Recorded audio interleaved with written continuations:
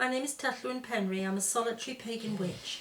I'm an author and the founder of the Wolf and Howl Press, and it's been a little while since my last video, and a lot of things have been happening this end, and one of the things that has happened and left me very upset is that I've lost my poor little Audrey. You might remember her. She used to live and growl under the table, and she would occasionally come and try and tug my shawl off, and yes, we lost her quite suddenly, and that's been very sad. And then my daughter, one of my daughters, bought me a new puppy. And if you can hear any snuffling or anything, I have a feeling this is why we're actually filming today. A little bit darker. We haven't quite got our nice lights up because Archie has an interest, as puppies do, in all things he can throw around the kitchen. So let's get on with it. This is only a little chat, and I was thinking to myself that a lot of friends I've known have lost very loved fur babies, as we might call them, and sometimes people are at a loss what to do, what to say. Well, many years ago I wrote a little, not a poem so much as a little blessing for one of our, I think it was one of our rabbits, but it will actually do for almost any pet you care to mention. And I thought today I would just read this to you and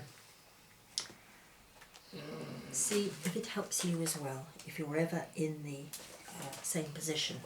Now, given the problems of my eyesight, it's not only my glasses, it's also a magnifier, but we'll give it a try. Silver goddess of the moon, smile upon this little friend, just as once he smiled on us. Hold him gently in your arms, take him to the Summerlands, and let him play the long day through. Stroke his fur and scratch his ears, kiss his nose and soothe his fears. And when this day is over, whisper low, so he knows that we'll always love him so. And that's my offering. Of course you can change it to she, and at the end when it says whisper low, so he knows, you can put the name in. So I would say whisper low, so Audrey knows that we'll always love her so. It's only very short because I get a little bit emotional when I talk about my pets, but I do hope it's one that you like, and something that perhaps you can use and adapt yourself, or that at least it has some meaning. You know, people years ago, up until relatively recently, you know, the churches didn't believe that animals had souls. Some religions still don't. And it has been an excuse for a great deal of cruelty. Now, sometimes people I know like to share this, and there are terribly graphic images of it.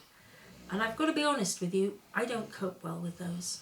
I don't cope well with them because I can't unsee what I've seen. I don't have a problem with people telling me, but the visual images I can't cope with. And to be honest with you, I think sometimes if we recognise that in ourselves, then we really do have to take steps not to see it. I don't mean we take steps and don't do anything about it, but I mean that we do take steps to protect ourselves, because seeing too much horrible stuff, it either, it either reduces our feelings, or we just don't cope with it and we freeze, we paralysed. You know, I find with me sometimes I'm just, by the end of the day, I'm like, you know. So we do have to take steps. It doesn't mean we're less feeling. It doesn't mean we won't help. Of course we want to help. But it does mean that this gratuitous, nasty violence that is thrown in our faces, whether we look for it or not. It's quite another thing if we go looking for it. If we go looking for it, then of course we expect to find it. But sometimes, and social media is a particular difficulty for this, we have to be careful. And that's all I would say. But I hope you found the blessing helpful. Goodbye.